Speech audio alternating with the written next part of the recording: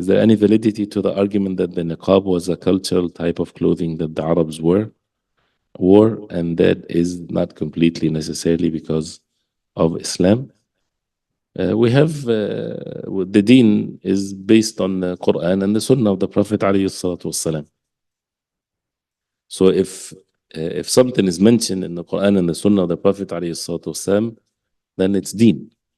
So the issue of when you say the word niqab, you refer to covering the face, because the niqab is a specific way to cover the face. But this is something mentioned in Surah Al-Ahzab clearly. يا أيها النبي قل لأزواجك وبناتك ونساء المؤمنين يدنين عليهن من جلابيبهن ذلك أدنى أن يعرفن فلا يؤذين.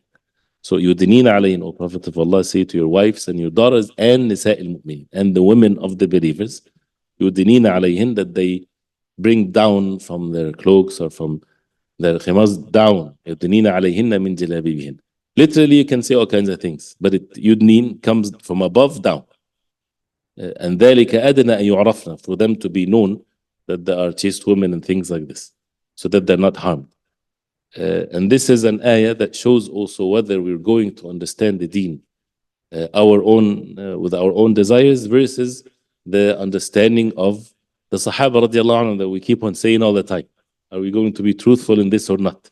When the ayah was revealed, what happened to the companions of the Prophet alayhi salatu wasalam? What did the women of the companions do when this ayah was revealed?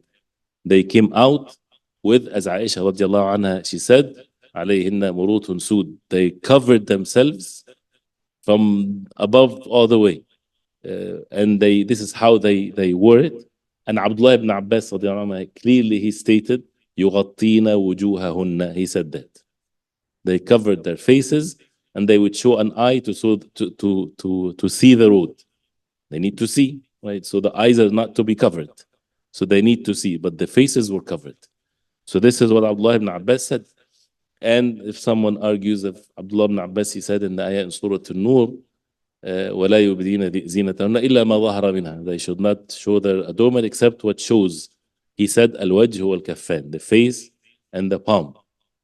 That's also Abdullah ibn Abbas. Very easy to figure out. This is not a dispute or anything. Surah An-Nur was revealed before Surah Al-Ahzab. So Surah An-Nur was revealed first, and then Surah Al-Ahzab was revealed later.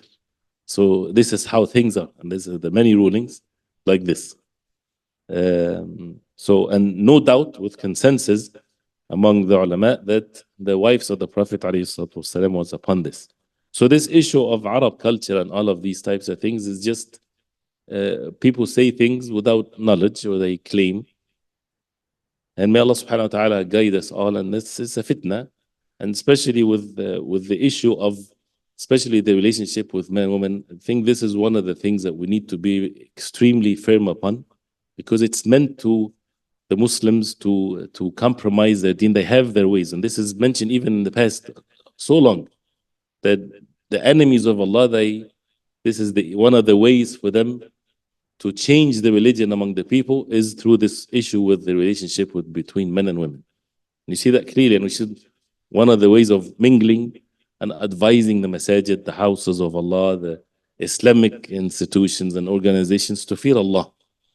When it comes to this, we have a deen that we need to be honored to follow.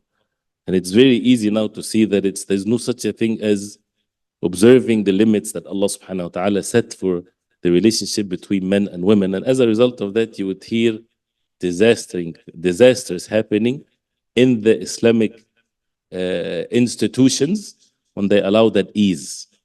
The fitan are something that unimaginable. So we ask Allah subhanahu wa ta'ala to protect us from that. And looking at this issue of a niqab from a specific fiqh perspective, even the ulama in the past, when you read even the books, when those who say it's permissible to show the face, it's completely different context than how people see it. When they look at that, when you zoom into that fiqh matter, is it mandatory or not? We're not talking about the fitna. We're not talking about the outcome of this. This is completely different. And as mentioned before also, that is it meaning that those who said that it's permissible to show the face, they all agree upon. إذا ظهر الفساق في بلد وجب عليه أن تغطي وجهه. If sinners are out there widespread in a town, then she has to cover her face. So meaning that if she goes out, for example, she's not covering her face. Once she see the fusaq, she, something like this, she has to cover her face. And now it's all over, not in the streets, or all over the internet. And then who's watching? Only the righteous ones are watching. And the sisters, those who are giving talks to the masses, and they're advising them, tell them to fear Allah subhanahu wa ta'ala. لكل ساقطة لقطة, as they say. Everything that falls has someone to catch it. So there's no one person who would say, MashaAllah, the sister looks very beautiful. Her eyes is so, this is the reality, right? Does he zoom in? He makes a huge zoom on how her face beautifully looks. This is halal or haram? Would anyone do this? It's his fault or it's everybody's fault? This is deen, and this is, where is that compared to the life of the Prophet ﷺ and the wives of the Prophet? So may Allah subhanahu wa ta'ala forgive us and show us what is right, inshallah.